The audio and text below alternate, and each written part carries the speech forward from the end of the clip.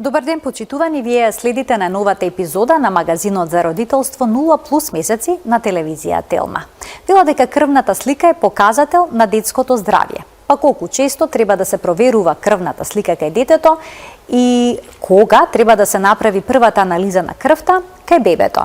Дали на децата треба да им се земе крв за крвна анализа секогаш кога тие ќе се разболат. Што покажува крвната слика? Дали може да се направи дистинкција помеѓу вирусна и бактериска инфекција? За најчестата анализа во педиатријата денеска разговараме со професор доктор Александар Сајковски, педијатар. Разговорот ќе го проследите веднаш по рекламите. Колку често треба да се проверува крвната слика во детска возраст? За најчестата анализа во педиатријата денеска разговараме со професор доктор Александар Сајковски, педијатар во Аџибадем Систина. Професоре, добре ни дојдовте во студиото на Телма. Добар ден. Добар ден и на вас. Благодарам за поканата и се надевам ќе одговориме на некои интересни прашања. Кога станува збор за бебињата, кога е потребно да се направи првата анализа на крвта за да се провери дали бебето е анемично или не? Кога се прави на прва контролна крвна слика? Морам само да вратам на почеток, значи она што и вие го споменавте, дека правењето на крвната слика е апсолутно најзастапена анализа во светот, особено во педиатријата, и најмногу се прават од сите лабораториски анализи крвни слики, така наречена крвна слика во кој што се испитува белата лоза, црвената лоза, тромбоцитите, нели, оние елементи крвни елементи кои што ни се битни за основно функционирање, да кажам така. Пред да одговорам за првата евентуално контролна, еве да ја кажеме така, значајно е да се напомене и во болницата каде што ја работам и во другите родилишта, кај новородените деца, после раѓање се зима веднашка крвна слика, и тоа е анализа која што ја проверуваме она непосредно после раѓање. И добро е, истовремено, таа крвна слика да се земе дента кога бебето си оди дома, од родилиште. Тоа кога си оди дома се земаат и лабораторија и за други некои анализи, како што е билирубин, она за жолтица. Но тука се проверува каква е состојбата покрај клиничкиот преглед во тие првите 3 или 4 дена, или зависно од престој на бебето и на мајката во родилиште. Кога станува збор за евентуална контрола на крвна слика понатаму, идеален тајминг би бил 4-ти месец. Ако гледаме само кога да се направи некоја крвна слика, идеално. Но морам да напоменам дека често пати, да кажам, нели, родителите или, например, во центрите за вакцинација, кога детето треба да ја прими дитепер вакцината, дитепер полио, па и ротавирусната вакцина, се случува да се зимаат крвни слики и порано од тоа. По принципи не мора да се зимаат. Мислам, ние на крај на денот и кога одат децата на вакцина, контраиндикација за тие вакцини нема. Едино се одлага за кратко, ако детето е болно, а ако е болно ќе се види и клинички, не мора да се прави лабораторија. Значи, пред вакцинација нема потреба да се направи контролна крвна слика? Не, апсолутно нема, мислам, видите, реално нема потреба. Нема потреба да се излагаат и бебето и родителите на трауми и на финансиски трошоци, реално. Затоа што крвната слика може да биде детето анемично, да кажеме, но тоа не е контраиндикација да прими вакцина. Значи анемијата не е контраиндикација, бидејќи некогаш родителите токму тоа го анализираат. Ќе забележат дека хемоглобинот е намален и велат ајде да почекаме. Па нема потреба, вистина. Мислам, затоа што и самата анемија, еве да ја гледаме као така, да речеме, и да е малку присутна и да е малку паднат хемоглобинот, апсолутно вакцината може да се даде и да се спроведе без никаков проблем.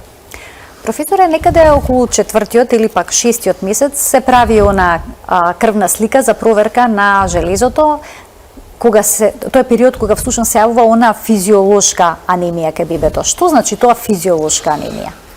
И кои вредности на хемоглобинот во тој период се прифатливи? Тука има неколку точки вие ги загатнавте, а се вистина многу интересни. Знаете зошто? Не мора да се фиксираме 6-ти месец или 4-ти месец, значи физички да се фиксираме. У кој смисол зборам?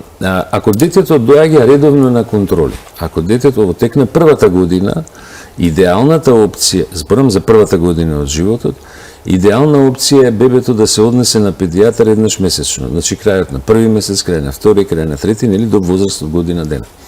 Педијатарот кој што го прати развојот и мери висина, тежина, обем на глава, граден кош и така натаму се она што е потребно за да се процени растот, може да процени дали е потребно да се направи крвна слика или не, порано или покасно. Дали треба да се прави контролна крвна слика или не, зборам еднаш направена па да се направи контрола. Во случај да не се прават тие контроли редовно, тогаш да кажеме може да се очекува само иницијативно родителите да направат негде на возраст меѓу 4 и 6 месеци. Меѓутоа, крајно гледано, не е само да ја направите крвната слика. Крвната слика содржи неколку повеќе елементи. Ние со незе ја испитуваме црвената лоза, нели збориме црвените крвни зрнца со елементи со хемоглобин, број на црвени крвни зрнца, хематокрит, има и таму други одредени калкулативни параметри. Се испитува белата лоза, тоа се леукоцитите и тромбоцитите, вака по кратко кажано, ајде да кажам поедноставно кажано. Меѓутоа и да се појави дете како што е паднат хемоглобинот, тоа не значи дека треба одма да се стави на железо. Затоа што хемоглобинот може да падне од многу причини. Може да падне заради нееднаквост, например, самите еритроцити, црвените крвни зрнца да не се еднакви. Може да падне заради не само недостаток на железо, може да има недостаток на витамин B12, недостаток на фолна киселина, недостаток на протеини кои го трансферираат железото. Значи, кога ќе се појави анемија, моја навистина голема препорука до родителите, било колку да е паднат хемоглобинот, значи не почнувате одма со железо, направете консултација со педијатриски хематолог или со адултен хематолог кај возрастните, нели? Не е само што би рекли народски да се клюкаме со суплементи или да речеме со железо и може да се случи да не се коригира крвната слика затоа што не се внесени, например, може да има недостаток паралелен на фолна киселина, да речем. И ако не внесете фолна киселина, џабе го внесувате железото. Така да, било која анемија треба да е добро проверена зошто се појавува. Впрочем, Македонија е земја во која што имаме и вродени анемии, и наследни анемии одредени, на крај на денот и тоа треба да се провери, да не е нешто такво. Дали кај бебињата што се хранат само со мајчино млеко почесто се јавува анемија, отколку кај оние кои што се исхрануваат со млечна формула? Па, мајчиното млеко по принцип ги содржи сите компоненти што му требаат на бебето. Мајчиното млеко не е дека бебето што е доено и што е квалитетно доено, во смисол квалитетно зборам хрането со онаа динамика и ритам како што треба, нема да развие анемија. Зборам чисто од аспект на исхрана. Меѓутоа, бебињата кои што ќе бидат ставени на некои други типови на млека, чак и формулите се прават со обид да се приближат колку може повеќе до мајчиното млеко. Тие никогаш не се исти, нормално. Не ни може да бидат исти, сега не знам технолошки дали некој едно време ќе се направи тоа, но ако се постави детето рано во доеначка возраст на кравје млеко, оно сигурно ќе направи анемија. Дете поставено на кравје млеко прави анемија заради дефицит на железо. А на козје? Дете поставено на козјо млеко зборам, не формула, млеко. Така, млеко. Што било цвежо млеко, така, обично сметат дека е тоа добра опција. Не, апсолутно. Тоа дете ако е на козјо, ќе развие исто така анемија, ама заради дефицит на фолна киселина. Тоа е затоа што, мислам, природата е релативно едноставна, знаете како, само треба да ја следиме. Кравјето млеко е генерално неменето за телиња, не за луѓе, не за деца, така и козјото.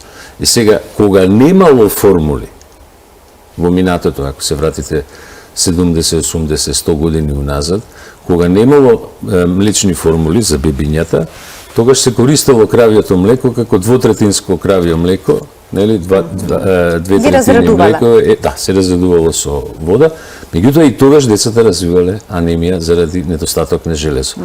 Сакам да кажам, значи, ако случајно мајката нема млеко, апсолутно треба да се воведе формула не кравјо млеко, не козјо млеко.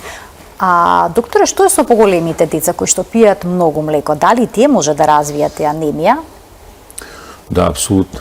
Доколку значи конзумираат поголема количина на кравје млеко, во тој случај препорачувате да се прават почесто крвни анализи на крвта, односно крвна слика, за да можеме да се направи некаква корекција во исхраната пред да се следи растот и развојот кај детето?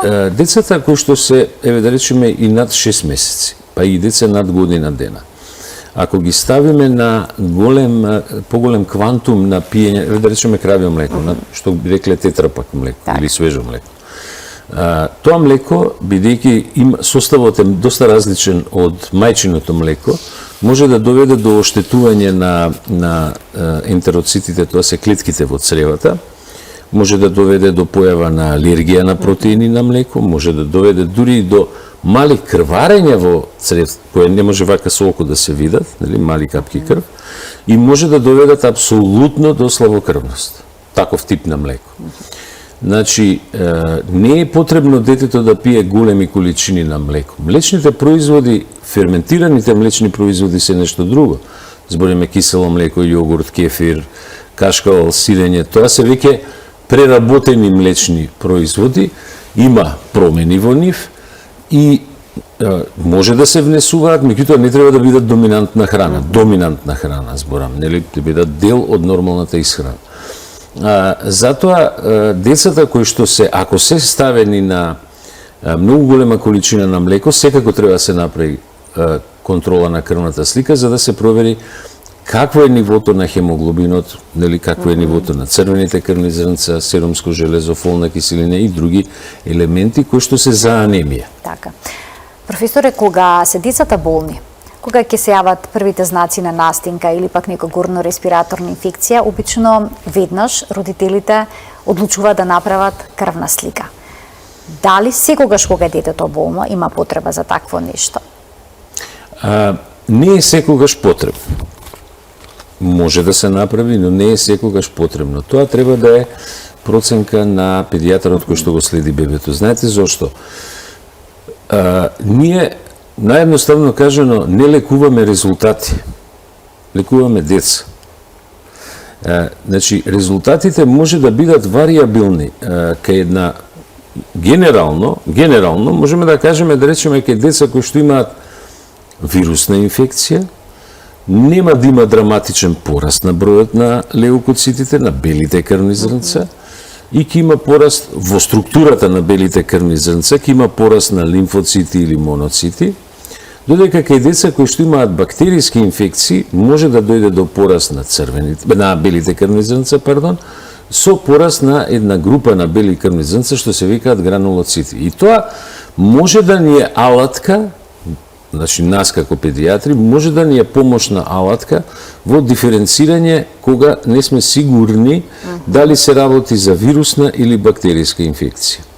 На тоа може да се направат и некои други лабораториски. Како ЦРП што е? Апсолутно.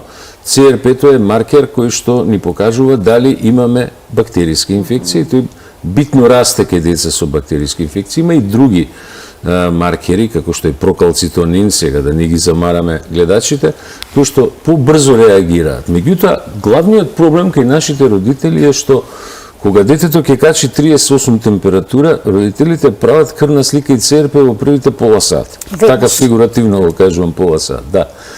Баш така, не треба веднаш, треба да се остави. Колку да се почека? Јас повеќе пати мислам дека сум зборил во вашето студио, значи имуниот систем на децата и на возрастните, ама на децата е многу интересен.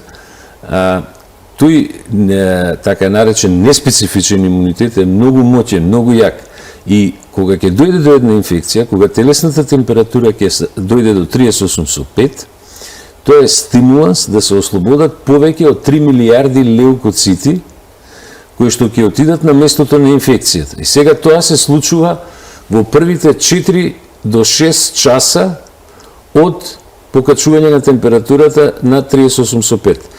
Затоа именно крвната слика многу зависи кога ќе ја направиме. Дали во првите фигуративно, па ќе речем пола сат, 1 сат од качување на температура или не. Најдобро е да поминат барем 12 часа, барем 12 часа, најдобро 12 до 24, тука некаде, па евентуално да се испита нивото на тој CRP, тој C-реактивен протеин што го викаме, кој што може да порасне кај деца кои што се со бактериска инфекција. Родителите обично се обидуваат да ја толкуваат крвната слика, особено белите крвни клетки, односно на леукоцитарна формула. Па можат ли мама и тато да протолкуваат? Па, по принцип, ја не би им советувал. Одма ќе ви кажем, затоа што од една многу едноставна причина. Знаете зошто? Ние имаме состојби клинички каде што може да личат дека се бактериски инфекција, а во основа да е вирусна. Значи, може да има пораст и на гранулоцитите кај одредени инфекции и ние ќе мислиме дека е, нели, родителите ќе помислат дека е бактериска инфекција, а уствари се работи за вирусна инфекција.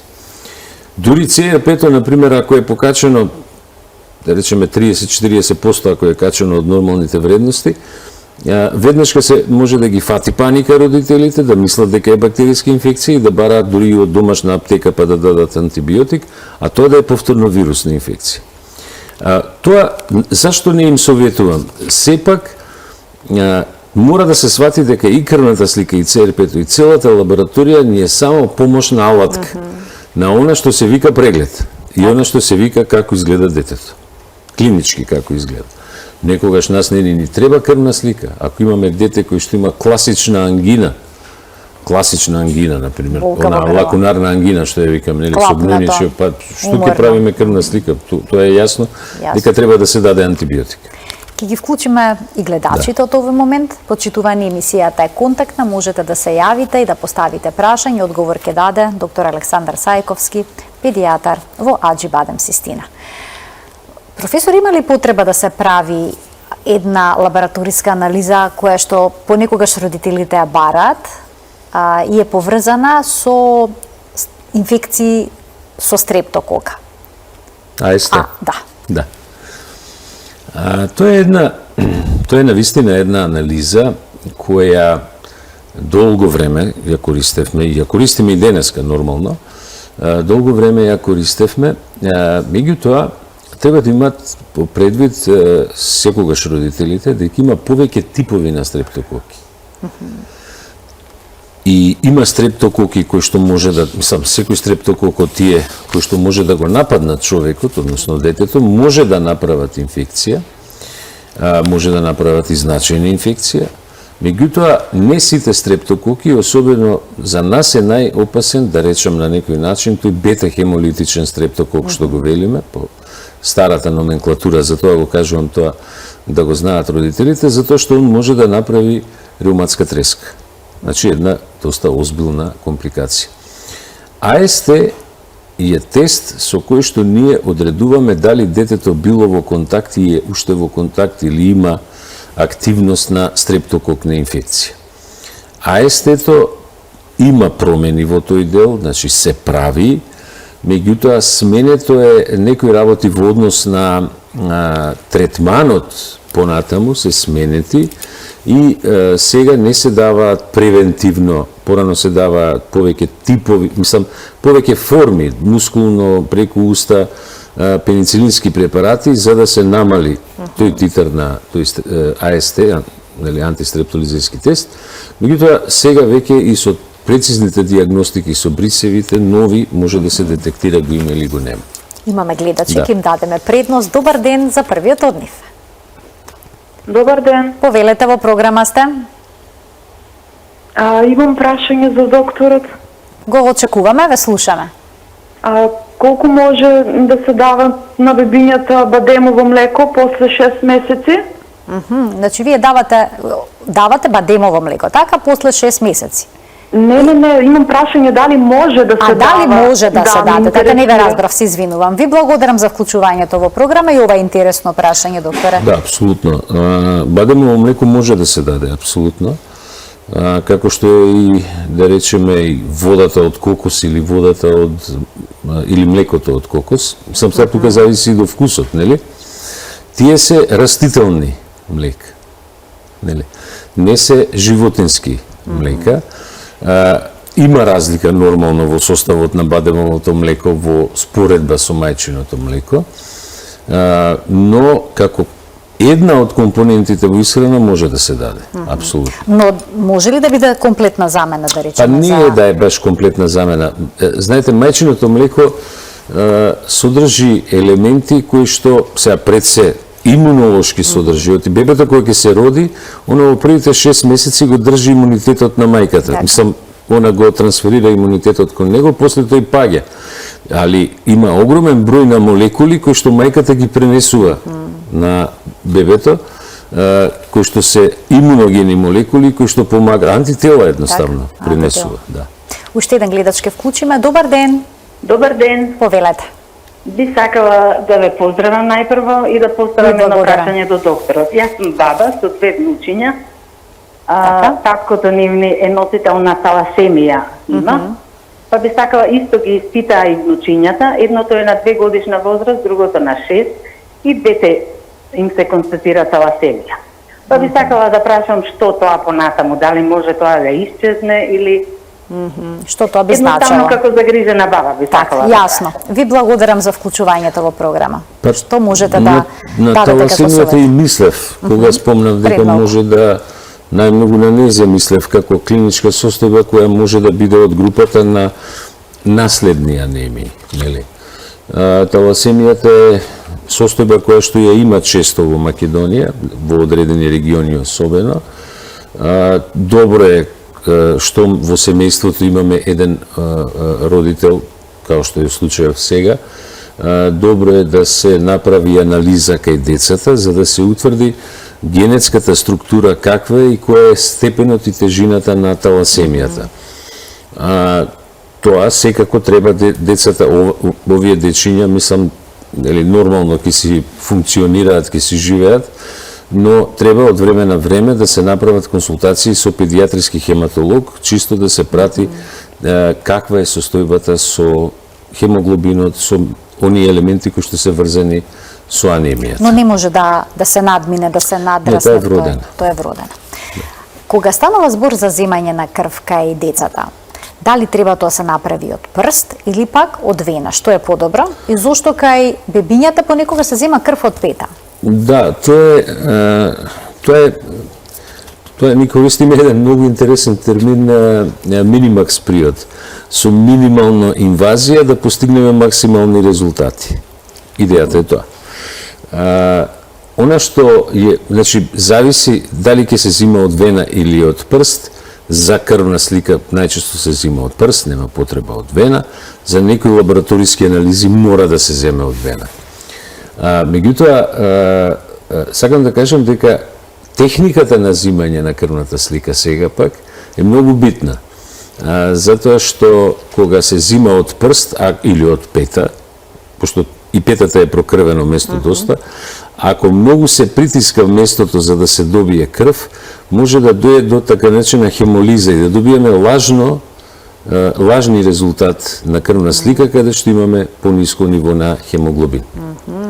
Значи треба многу внимателно да се зима. И тоа многу зависи од крвните слики, скоро секаде во светот сега самата крвна слика не се зима од вена, меѓутоа ако се зимаат други анализи, може да се земе од вена.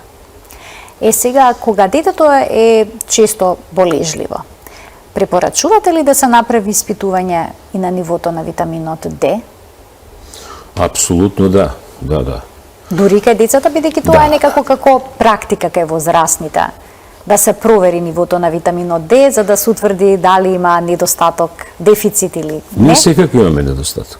Значи, без оглед што Македонија има поише од 250 дена сончеви, колку има, нели, по ние метеоролошките извештаи, за жал, начинот на кој што се облакаме, збориме и за децата и за возрастните, начинот на кој што функционираме, начинот на користење на антисончеви креми не води во ситуација да имаме дефицит на Д витамин. И тоа се гледа сега.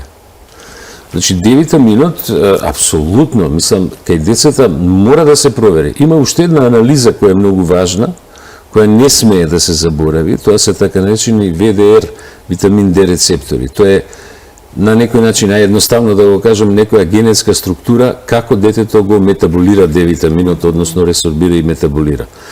И возрастниот човек, нели? И тоа е многу битна анализа заради имунолошките ефекти на витаминот D. Инаку витаминот D во последната книга на Харвардова книга по фармакологија е влезен во еден од 11 поточно имуномодулатори, односно имуностимулатори, за кои што е докажано дека има имуногено својство и помага во развивање на и заштита од одредени инфекции. Ни предстојат топли летни денови. Веќе споменавте дека животниот сил е таков што не сме директно изложени на сонце. Па што советувате, дали бебињата, малите деца, но и поголемите, би требало да земаат суплементација на овој витамин или пак во текот на летото треба повеќе да се изложуваат на сонце за природно да го и синтетизираат? Да, значи прво да дефинираме, витаминот D се создава во кожата под влијание на ултравиолетовите зраци на сонцето од една молекула што се вика 7-дехидрохолекалциферол се создава 7-ергохолестерол се создава колекалциферол, кој што една мала количина како ергокалциферол се внесува преку храната. Колекалциферолот, тој у кожа што ќе се создаде, во јетрата се трансферира, тоа е еден цел процес. Нели, до добивање на активната компонента која што фактички го дава својот ефект. И ние долго време мислевме дека фактички само бубрегот може тоа да го произведува тој активен метаболит и мислевме дека тој е само во бубрегот и го држи само метаболизмот на калциум и на коските, нели заради коските. Стабилноста на коските, доволно осификација и така натаму. Меѓутоа испадна дека во многу други органи се продуцира истиот тој активен метаболит, а пред се во имунитетот. Значи во коскена срцевина, во јетра, во слеска, во повеќе органи. Луѓе, деца кои што имаат ова, малце сега ќе ви одговорам на прашањето дали лето и зима многу зависи од генетската констелација и од оној тест што ви го спомнав ВДР пред малку. Ако е лоша генетската констелација кај една индивидуа, не треба секој ден да го зима, неовисно колку време поминува на сонце. Но кога веќе ќе излезете на сонце, имате во предвид дека за да се создаде D-витаминот во кожа, треба да поминат 45 степени. Аголот на сонцето треба да е над 45 степени од хоризонтот. Тоа е некаде 10, 11, 12. Значи во 12 часот ретко кој изнесува дете или излега надвор. На сонце, така? Да. Така што тоа објаснува зашто треба всушност да се земат и вие, ако суплементација. да речеме користите креми за заштита од сонце, они за повеќе од 92% го намалуваат создавањето на D-витамин во кожата. Имаме гледач, ќе го слушнеме неговото прашање, ќе му дадеме предност. Добар ден. Ало? Во програма сте, ве слушаме. Добар ден. Добар ден. Моето прашање е следно. Следно е моето прашање. Имаме малечко кој што има 11 месеци и прима D-витамин 800 интернационални единици и омега-3. До кога да прима витамин D и дали се овие многу за летниот период и до кога омега-3? Ви благодарам за вклучувањето во програма. Ова е сега една главна дилема во овој период од годината. Да. Што, колку, дали се намали дозата? Да, ако 800 единици не е никоја посебна количина. Значи, дозата на D-витамин зависи од тоа како напредува бебето. Прво тоа. Ако бебето напредува побрзо, значи расте повеќе, нормално и дозата на D-витамин треба да е поголема, така. Второ, зависи колку се изнесува надвор. Ако детето го изнесуваат, еве, господјата што се јави, са бајле 8 саат на плажа која ќе одат, да речеме, на море, тогаш и нема да се создаде D-витамин во кожа, така треба да се даде. Но ако го изнесуваат во период околу 11-12 часот, за 15 минути може во кожата да се создадат дури и 10.000 единици D-витамин. И тогаш може и да не го дадат. Меѓутоа, и тоа зависи многу од онаа генетска констелација која што ја кажавме преска. Така да мој топол совет, направите витамин D рецептори анализа, концентрација на D-витамин еднашка, не се боцка стално тоа да се прават тие анализи и може да се види која е дозата која е оптимална за А секој. омега-3? Омега-3 е, тоа е, има еден Валтер Шулц, еден професор од Келн, кој каже дека откривањето на чистата омега за употреба кај деца е веројатно најголемо откритие во медицината во последните 25 години, зборам чистата омега. Омега-3 помага многу во развојот на мозочето кај децата, на нервите. Добро е да се пие, но ако, мислам, и тоа зависи многу од исхраната. Ако во исхраната кај децата имате храни кои што се богати со омега, а тоа пред се мисли на така наречени мрсни риби, морски риби, да речеме, како што е лосос, бакалар, скуша, Тие карин. сините. Да, ако има доволно во исхраната и не мора да внесеме, меѓутоа кај нас во Ние нашава имаме држава навика баш. Добро, Не. лососот е веќе присутен па е во присутен, исхраната. ама ако го нема доволно во исхраната, тогаш треба да се внесе. И има една прекрасна студија шведска, морам да ја напоменам, сакам да ја знаат гледачите. Шведска студија направена анализа кај деца школски од 7 до 14 години. Оние деца кои што јадат 2 пати и повеќе таква риба, каде што има повеќе омега-3 неделно, имаат болji школски резултати од деца што не јадат. Еве, уште еден поттик, зошто треба За почесто да омега-3 треба биде да се рибата присутна на трпезата, но риба како што е скушата, Скуша, харинга, Харинга. бакалар, лосос, тој тип. тој тип на риба. Што така, обично не го конзумираме. Па, не баш. И моето последно прашање во денешната емисија е колку често да се прави крвна слика кај поголемите деца? Кај поголемите деца, зависно од возраст, апсолутно, треба од време на време, например, кај девојчиња, значи кога ќе почне пубертетот, Така. кога ќе почне менструалниот циклус, кај девојчиња треба да се проверува. Кај машки деца и девојчиња кои што се спортски активни, треба исто така да се проверува. Во склоп на тие спортски прегледи, исто така тие се една од анализи кои што се прави при тестирањето на тие дечиња. Така да, а тоа се обично на 6 месеци до 1 година, особено во таа група на деца. Систематските прегледи вклучуваат и крвна слика. Да. Зошто е тоа потребно? Најчесто за анемиите да се Па, најчесто детектираат? за анемиите, да, и за некои други состојби кои што поретко се диагностицираат, например кај белите крвни зрнца, ако има многу ниско ниво на тие гранулоцити, има некои состојби кои што може да влијаат негативно на имунитетот, за да се откријат на време и со време некои такви состојби. Можете да забележите пат на имунитет врз основа на крвна слика? Оној класичен, мислам, без испитување на антителата, не, али, например, има дечиња што имаат таа гранулоцитоза и таа одма се гледа на крвната слика. Видно се забележува.